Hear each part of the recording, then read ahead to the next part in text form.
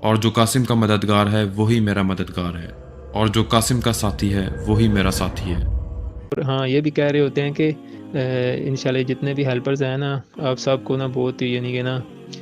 خوشی ملنے والی ہے ایک، یعنی کہ آپ کے لیے آگے جو ہے نا وہ بہت اچھا ٹائم آنے والا ہے، ان کے کوئی سلامتی والا کوئی دروازہ کھلنے والا ہے، اس طرح کی نا کوئی وہ باتیں کر رہے ہوتے ہیں۔ یہ ویڈیو ان لوگوں کے لیے ہے جو یقین رکھتے ہیں کہ محمد قاسم ہی امام مہدی بنے گا۔ بہت سے لوگ ایسے ہیں جو محمد قاسم کے خوابوں پر یقین رکھتے ہیں لیکن محمد قاسم کی مدد نہیں کرتے۔ یاد رہے کہ جو لوگ محمد قاسم کے خوابوں پر یقین رکھتے ہیں اور اس کی مدد نہیں کرتے وہ محمد قاسم کے ساتھیوں میں شامل نہیں ہیں، یعنی جو انعامات محمد قاسم کے ساتھیوں کو ملیں گے وہ ان لوگوں کو نہیں ملیں گے۔ آپ بہت خوش قسمت ہیں کہ آپ محمد قاسم کو پہچان چکے ہیں۔ آپ کو چاہیے کہ قاسم کی سوشل میڈیا کے ذریعے مدد کریں، ابھی بھی وقت ہے۔ اگر اپنے محمد قاسم کی مدد نہ کی تو آگے آپ پچھتائیں گے۔ سب سے پہلے آپ کو سوشل میڈیا ایپس پر اکاؤنٹ بنانا چاہیے۔ یہ سب یوٹیوب پر مل جاتا ہے کہ یوٹیوب چینل، فیس بک پیج اور دوسرے سوشل میڈیا اکاؤنٹ کیسے بنانا ہے، اور اپنے چند ویڈیوز بنا کر بس نہیں کرنی ہے، آپ کو مسلسل ویڈیوز بنانی چاہیے۔ شروع میں جب میں نے محمد قاسم کی مدد کرنے کے بارے میں سوچا تو میں نے کہا کہ صرف ایک ویڈیو بناؤں گا یہ کافی ہے، لیکن اللہ کی مجھ پر رحمت ہوئی کہ تو میں ایک کے بعد ایک ویڈیو بنانے لگتا۔ 5 مارچ 2017 محمد قاسم نے خواب میں دیکھا کہ میں نے خود کو مسجد نبی صلی اللہ علیہ وسلم میں بیٹھے ہوئے پایا، اور مجھے سکون اور اطمینان کا ایک بہت ہی خوبصورت احساس ہو رہا تھا۔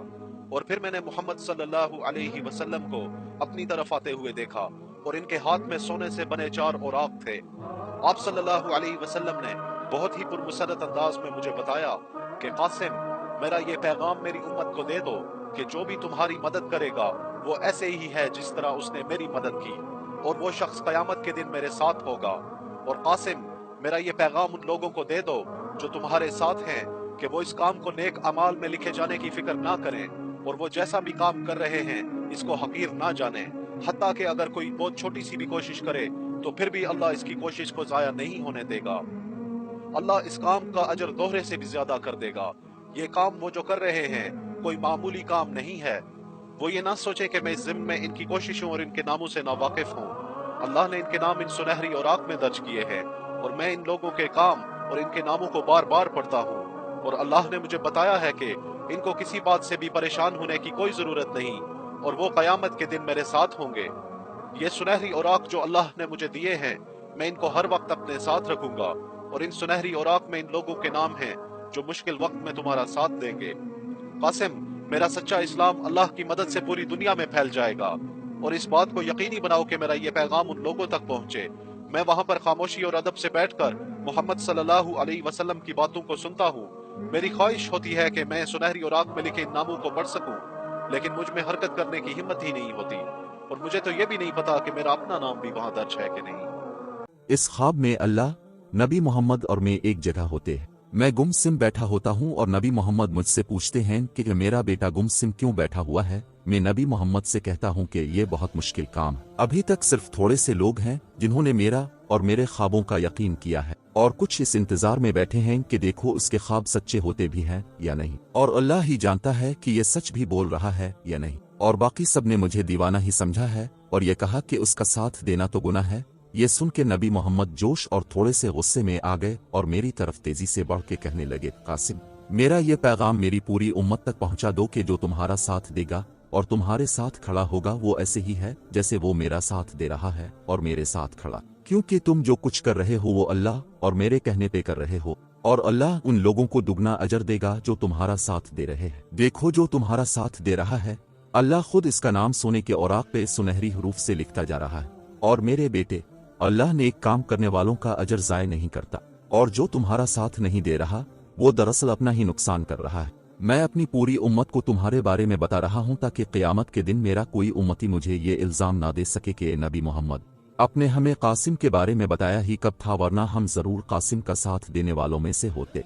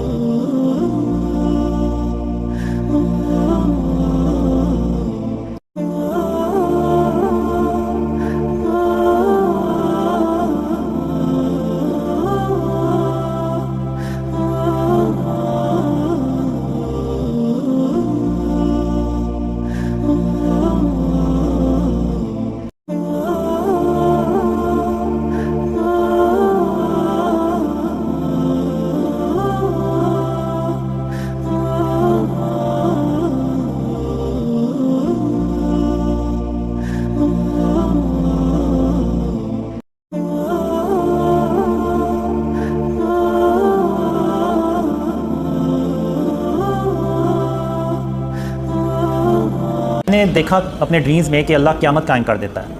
تو اب مجھے ایسے لگتا ہے جیسے میں زمین سے اگ کے نکلا ہوں, جیسے کوئی پودا اگتا ہے تو اس طرح سے نا میں زمین سے اگا ہوں, اور جیسے ہی میں اٹھا ہوں تو وہ آلریڈی یعنی ہوتا ہے کہ میں نے اللہ رب العالمین کے پاس جانا ہے, یعنی اس کے سامنے جانا ہے. تو اب میں ادھر ایسے تیز تیز چلتا ہوا نا, تو جیسے اللہ نے آلریڈی مجھے بتایا ہوا کہ میں نے کہاں جا کے کھڑے ہونا ہے, تو میں ادھر جاتا ہوں اور جا کے کھڑا ہو جاتا ہوں. تو وہاں پہ خاتم النبیین محمد صلی اللہ علیہ وسلم پہلے سے آگے کھڑے ہوتے ہیں.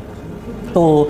اب جو اللہ کا قیامت کے دن جو عرش ہوتا ہے نا, اس کا سایہ جیسے شام کا سایہ ہوتا ہے نا, تو لمبا ہو جاتا ہے. تو یہ اب جیسے یہ اللہ کا عرش کا سایہ ہے, اور ادھر یہ باقی میدان ہے, اور سورج اس طرف ہوتا ہے کافی بھرے سائز میں ہوتا ہے, تو اس کا جو ایسے روشنی آتی ہے تو اللہ کے عرش کے جو سایہ نا وہ ایسے ایک لمبا سایہ بن جاتا ہے. تو سب سے آگے خاتم النبیین محمد صلی اللہ علیہ وسلم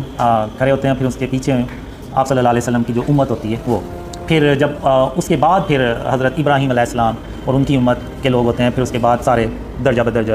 اللہ کے نبی اور ان کے امتی ہوتے ہیں. تو جو میں نے ڈریمز میں دیکھا ہے خاتم النبیین محمد صلی اللہ علیہ وسلم کی امت کی جو تعداد ہے وہ بہت زیادہ ہوتی ہے باقی نبیوں کی امتوں سے. تو میں یہاں پہ کھڑا ہو جاتا ہوں, اور میرے ساتھ وہ لوگ ہوتے ہیں جو دنیا میں ساتھ ہوتے ہیں. تو اب محمد صلی اللہ علیہ وسلم یہاں پہ اب ہم سے نا